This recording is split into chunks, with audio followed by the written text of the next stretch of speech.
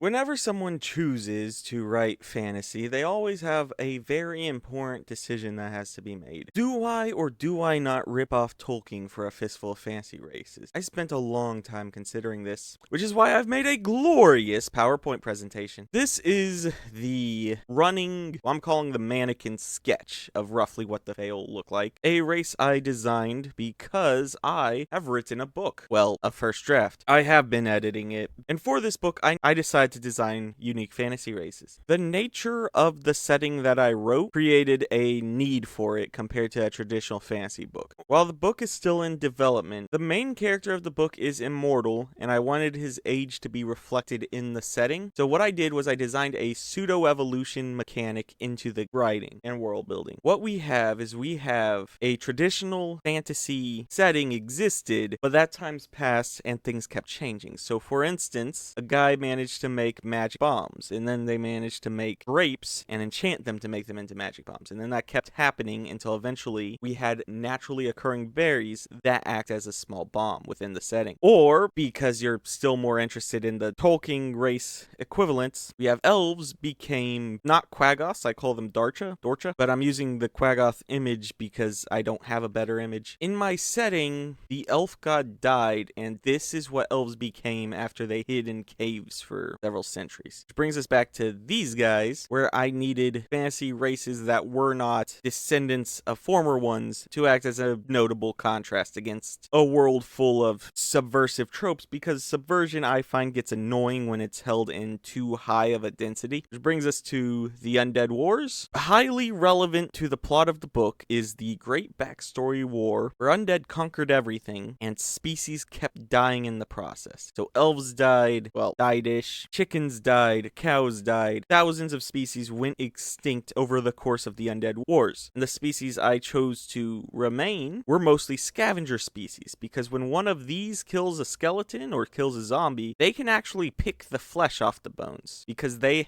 have a stomach fit for rot. So when I went to choose my new races, something in my head was the fact that I needed scavengers. Which leads us to the fact that they're in the Stone Age. So technology's running on essentially a loop where you get technology to a certain point, then your society collapses and you're back to more or less bare bones. At the point in the story where I have it written, the Faol have not merged with the rest of society, so they are Stone Age. They are scavenging most primarily. They are using assorted Stone Age weapons, bone tools, their teeth and claws. Which brings us to the notable point of what are their teeth and claws. I wanted a transformation mechanic within the setting, and I based it loosely on some fairy tales that I've read. The common trope in fairy tales is the idea that creatures can take off the skin of animals, transforming into a human, and then put on the skin of animals, transforming into that animal form. Which pulls us back to our original illustration, where I have the Faol wearing a poncho of hyena fur. In the plot line as it exists now, this is fused to their flesh. But the idea is that on the timeline, as they are evolving and becoming more human-y, it will separate from their flesh, and they will be born wearing it, but they can take it off, and it gives them that magical transformation, which turns them into this cool hyena person thingy. And I spent kind of a long time fiddling with how I wanted the transformation to feel, and in particularly, I like werewolf claws set up. So when you see them and they're transformed, they don't look like straight hyenas. They have these weird claw hand things that they can use to pull a hood off the top of their head. And in their human form, they have those 3 jointed legs like dogs do. I actually wanted to make this video several weeks ago, but I had to learn how to draw both the 3 jointed legs and the poncho, and I am not a good artist. So that brings me to having to consider their culture. I decided they are building walls, they are building things so far. They just aren't mass produced. They are in the early stages of hunter-gatherer at this point in the story, while humans at this point have copper and trade routes. Which pulls us into where they live, because villages don't exist in a vacuum. For the world that is being explored in the book, they appear on these cliff sides, more specifically on top of them. There is several small villages along this range that aren't mapped because they aren't in trade routes, where they will hunt and scavenge. Occasionally, one will fall off of the cliffs, which creates a issue, as they are stuck trying to integrate into a desert society, which I am using as the moment in the setting where the Faol are starting to work with other species properly. And this will allow them to integrate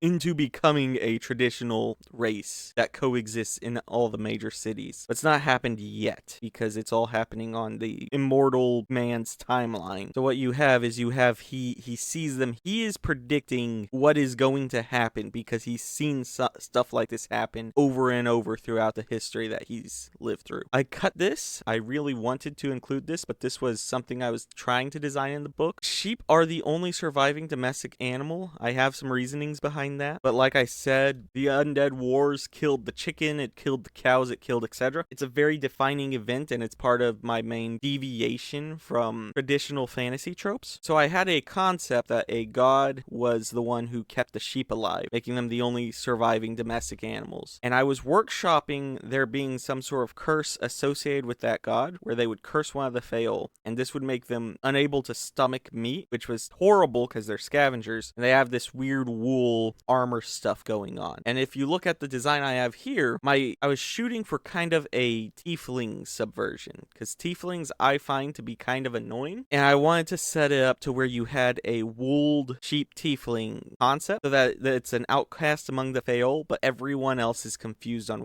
why this is a issue. I ended up cutting it because it detracted from the primary plot too much. It ended up being an unnecessary diversion, and I want to have a very tightly written book. I want it to be where nothing that isn't necessary to you understanding what's going on, I wanted to cut all of it, and I'm still in the process of cutting all of it. Editing's quite time consuming, and this, as neat as I think the concept was, just wasn't necessary. And then lastly, if you want to play as a Faol, I have not played the latest edition of Dungeons and Dragons. I played 5th edition a lot, but in 2024 they released a new edition, the 2024 rule set, and the quality of the books had been declining well before that. So when they released it, I just wasn't interested. I didn't have an active group at that time. If we were adapting the race, I would go for a +1 dexterity and +2 wisdom. The reason I chose wisdom was specifically because you have the druid concept, and they're very close to nature as they currently exist. Give them a free proficiency in survival, along with a hyena transformation.